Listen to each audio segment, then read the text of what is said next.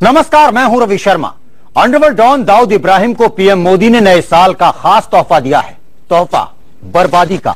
मोदी ने डोभाल के जरिए ऐसा खेल खेला कि देखते ही देखते डॉन के 15,000 करोड़ रुपए मिट्टी हो गए। जी हां, यूएई सरकार ने दुबई में मौजूद दाऊद के सारे कारोबार को सीज कर लिया है। कैसे हुई दाऊद पर यह सर्जिकल स्ट्राइक और कैसे बीते 6 महीने में बनाई गई दाऊद की तबाही की रणनीति जानने के लिए देखिए हमारी खास पेशकश दाऊद पर सर्जिकल स्ट्राइक।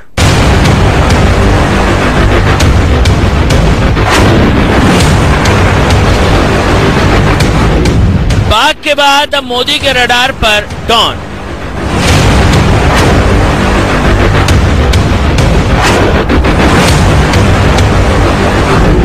पीओके के बाद दुबई से सर्जिकल स्ट्राइक।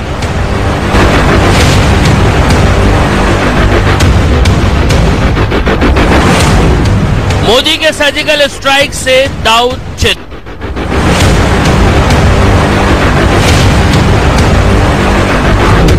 लुट गई दाऊद की सोने की लंका।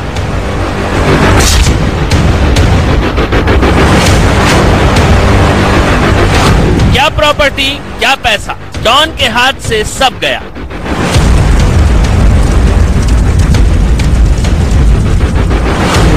देखिए डी कंपनी पर सर्जिकल स्ट्राइक।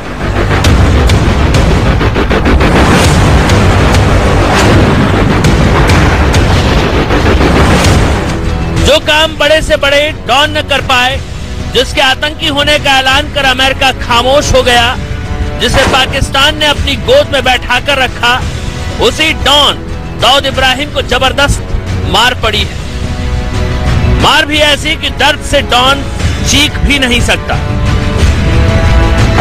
और किसी के पास जाकर रो भी नहीं पा रहा है। बीते 24 साल में ऐसा पहली बार हुआ जब दाऊद के पूरे 15,000 करोड़ रुपए देखते ही देखते मिट्टी हो गए। चाहकर भी न दाऊद और न ही उसके गुर्गे कुछ कर पाए। और यह सब हुआ पीएम मोदी की वजह से।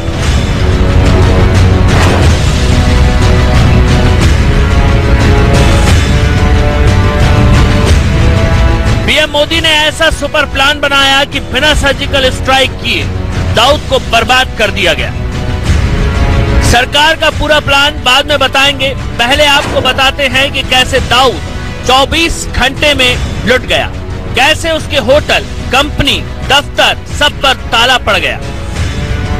दाऊद कराची में बिस्तर पर पड़ा था और 700 किलोमीटर दूर से उसकी दुकान लूटी जा रही थी। हुआ ये कि यूएई ने दाऊद के तमाम धंधों को सीज कर दिया। इनकी कुल कीमत करीब 15,000 करोड़ रुपए बताई जाती है। जिन धंधों पर ताला लगा है उसकी फहरिस्त बहुत लंबी है।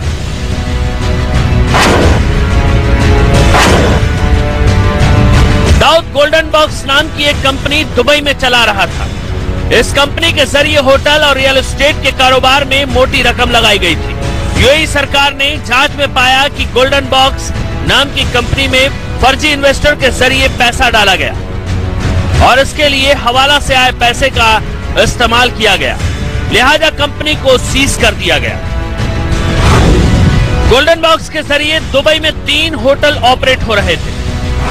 अरबों रुपए की 3 मल्टी स्टोरी रेसिडेंशियल बिल्डिंग बनाई गई थी। दुबई और अबू धाबी में 3,000 करोड़ रुपए कीमत की जमीनें भी खरीदी गई थी।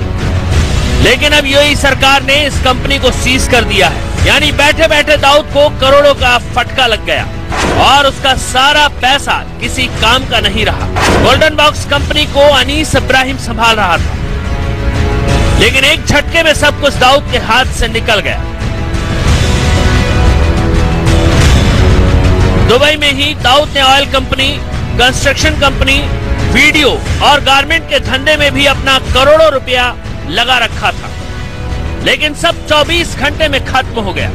सूत्रों के मुताबिक जिन कंपनियों को सीज किया गया उनमें Oasis oil, lube LCC, Al Noor diamonds, Oasis power LCC, king video, Moin garments और डॉल्फिन कंस्ट्रक्शन शामिल हैं। दुबई में दाऊद के धंधे फिरोज नाम का गुर्गा और दाऊद का भाई अनीस इब्राहिम देख रहा था। फिरोज के बारे में कहा जाता है कि ये साउथ इंडियन है और तमिल, अरबी और हिंदी इंग्लिश अच्छी बोल लेता है। अल नूर डायमंड्स, ओसिस ऑयल और ल्यूब एलसीसी का काम देखता था। दाऊद ने सारी प्रॉपर्टी अपने गुर्गों के नाम ले रखी थी ताकि उसके काले कारोबार पर कोई असर ना पड़े।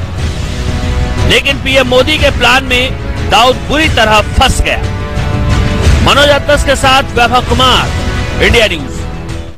दरअसल मोदी का इरादा पाकिस्तान में पनाह लिए बैठे दाऊद को कंगाल कर उसे बर्बाद करना है। इसके लिए मोदी ने एनएसए डोभाल के साथ मिलकर बेहद बारीक जाल बुना था।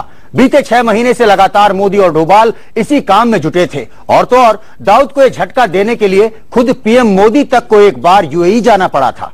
कैसे हुई ये सर्जिकल स्ट्राइक, आप देखिए इसकी इनसाइड स्टोरी।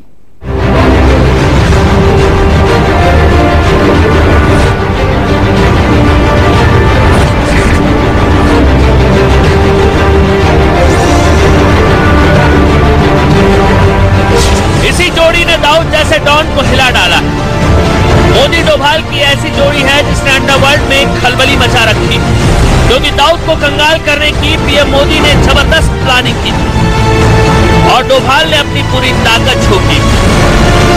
50 स्पेशल अफसरों की टीम बनाई गई। दाऊद को उसके अंजाम तक पहुंचाना पीएम मोदी का मिशन है, जिसे किसी भी कीमत पर पूरा करना चाहते हैं मोदी।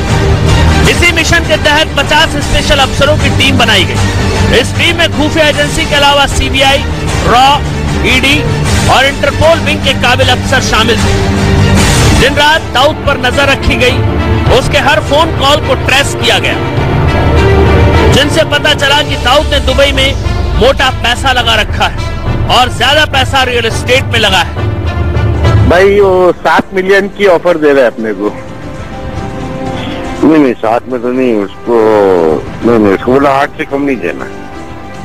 नहीं ना, 8 से बिल्कुल कम नहीं। हाँ 8 से कम नहीं। ठीक है, कैसे इसने तो मेरे को 9 बोला था, लेकिन मैं बोला 8 में अपने को मालूम चले तो 8 से कम तो देंगे नहीं अपन। उसको तो मैं हाँ तुम सोच के 2-3 दिन में जवाब दो। बतौर सबूत दाऊद का ऑडियो जांच एजेंसियों के पास था। अब जरूरत थी यूएई सरकार से दाऊद के खिलाफ कार्रवाई की मांग की जाए। बीते साल अगस्त महीने में पीएम मोदी 2 दिन के दौरे पर अबू धाबी गए। मोदी के साथ एनएसए अजीत डोभाल भी थे। उस वक्त यूएई में दाऊद की संपत्ति को लेकर एक डोजियर सौंपा गया। यूएई सरकार को सौंपे गए डोजियर में दुबई में दाऊद की संपत्ति और काले धंधे का ब्यौरा दिया गया था। उस वक्त यूएई की सरकार ने वादा किया था कि जांच के बाद कार्रवाई होगी। करीब 1.5 साल बाद सरकार ने डोजियर में दी गई जानकारी को सही माना और दाऊद के सभी धंधों को सीज कर दिया। दाऊद को 15,000 करोड़ का झटका देने में 50 काबिल अफसर तो शामिल थे ही, साथ ही दाऊद के गुर्गों ने भी उसके खिलाफ सबूत जुटाने में अहम भूमिका निभाई। इनमें सबसे पहला नाम छोटा राजन का है। वैसे तो छोटा राजन दाऊद का दुश्मन है, जिसे खत्म करने के लिए दाऊद के गुर्गे फिराक में रहते हैं। लेकिन जब छोटा राजन को इंडोनेशिया के बाली से गिरफ्तार कर भारत लाया गया, तो छोटा राजन ने दाऊद के बारे में अहम जानकारी जांच एजेंसियों को दी।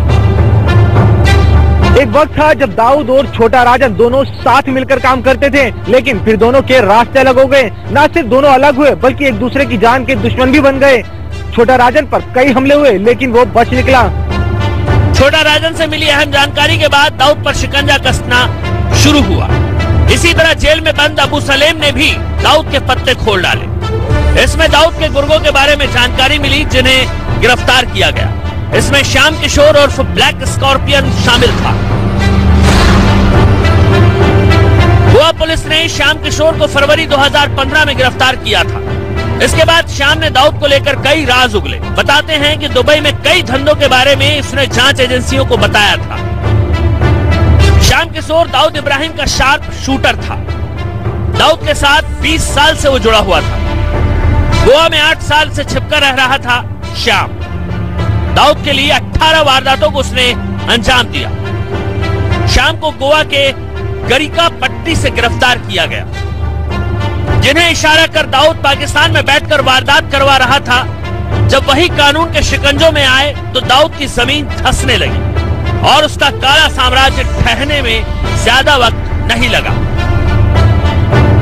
लेकिन दाऊद को पूरी तरह से खत्म करने की ये शुरुआत भर है, क्योंकि प्लान पूरी दुनिया में फैले दाऊद के साम्राज्य को मिट्टी में मिलाने का है। मनोज अतलस के साथ वैभव कुमार, इंडिया न्यूज। दाऊद को लेकर पीएम मोदी का मिशन अभी खत्म नहीं हुआ है, बल्कि ये तो महज शुरुआत भर है, क्योंकि मोदी के जासूसों ने यह पता लगा लिया है कि दुबई से भले ही दाऊद की कुल कारोबार का 75% तबाह हो गया हो, लेकिन दाऊद को पूरी तरह बर्बाद करना है तो उसकी काली दुनिया के बाकी अड्डों को भी खत्म करना होगा, और मोदी एंड टीम इस काम में जुट चुकी है।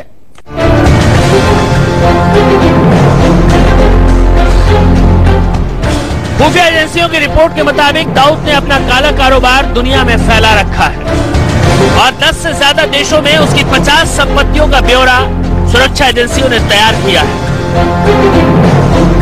यूएई के बाद सरकार की नजर दाऊद के इन्हीं काले धंधों पर है। इसके लिए भी ठोस प्लान तैयार किया गया है। दाऊद के धंधों के बारे में जानने से पहले दुनिया के नक्शे पर देखिए कहां कहां दाऊद ने पैर फैला रखे। Morocco, Spain, Singapore, Thailand, Cyprus, Nepal, चीन, पाकिस्तान और भारत। इन तमाम देशों में दाऊद की हजारों करोड़ की प्रॉपर्टी है, जिन्हें उसके गुर्गे संभालते हैं। दाऊद पाकिस्तान में पनाह लिए हुए है, ये दुनिया जानती है। कराची में दाऊद न केवल रहता है, बल्कि अपने कई काले धंधे पाकिस्तान से चला भी रहा है। पाकिस्तान में दाऊद तंबाकू बेचता है, उसका गुटखा रूस और अफगानिस्तान भी सप्लाई होता है। रियल एस्टेट में भी दाऊद ने अरबों रुपए लगा रखे। पाकिस्तान स्टॉक एक्सचेंज में दाऊद की मोटी दौलत लगी। पाकिस्तान से बाहर दाऊद ने ब्लैक डायमंड माइनिंग के काले कारोबार में भी टांग फंसा रखी, जिसमें हासिल पैसे से वो आतंकी गुटों की मदद करता है। दाऊद धरती के किसी भी कोने में छिप जाए, लेकिन इस बार डॉन का बचना नामुमकिन है, क्योंकि सरकार मजबूत इरादों के साथ दाऊद के पीछे लगी है। खबर आई थी कि दाऊद पकड़े जाने के डर से अफ्रीका में शिफ्ट होने की तैयारी कर रहा है। वहां जमीन भी खरीद ली है उसने, लेकिन सरकार की नजर दाऊद के इस नए ठिकाने पर पहले ही टिक चुकी है। दाऊद कराची में छिपा हुआ है, लेकिन खबर है कि बीमार रहने की वजह से घर से बाहर नहीं निकलता। यहाँ तक कि गुर्गों के फोन भी दाऊद की बीवी रिसीव करती हैं। ऐसा इसीलिए ताकि भारतीय खुफिया एजेंसी डॉन को ट्रेस न कर ले। दुबई में जिन धंधों में दाऊद ने पैसा लगा रखा था, कराची से उनकी डील महज ज़मीन ही करती थी। भारत सरकार के रवैये और कार्यवाही से दाऊद खुद के लिए खतरा महसूस करने लगा है। उसे कराची में डर लगता है। कुछ वक्त पहले खबर आई थी कि दाऊद अफ्रीका में शिफ्ट करने वाला है, ताकि शिकंजे में आने से बचा रहे। साउथ अफ्रीका में दाऊद के जमीन खरीदने की बात भी सामने आई थी। इस काम में उसके गुर्गे जाहिद ने उसकी मदद की थी, और जाहिद साउथ अफ्रीका में जाकर ही बस चुका है, जिसका पता खुफिया एजेंसियों के पास मौजूद है, और खुफिया एजेंसियां साउथ अफ्रीकी सरकार को उसकी जानकारी देने की तैयारी कर रही है। स्पेशल अफसरों की टीम दाऊद पर पैनी नजर बनाए हुए है। इस काम में अमेरिकी खुफिया एजेंसी CIA भी भारत के साथ है। मतलब ये कि अगर दाऊद अफ्रीका शिफ्ट हो भी गया तो उसका बचना नामुमकिन है। मोदी ओबामा की जोड़ी अंडरवर्ल्ड के इस डॉन को उसके अंजाम तक पहुंचा कर रहेगी। पीएम मोदी ने दाऊद को 15,000 करोड़ का झटका देकर अपने इरादे साफ कर दिए हैं, यानी अब दाऊद ज्यादा दिनों तक बच नहीं पाएगा। मनोज अतलस के साथ वैभव कुश, इंडिया न्यूज। तो इस खास पेशकश में इतना ही। रवि शर्मा को दीजिए इजाजत।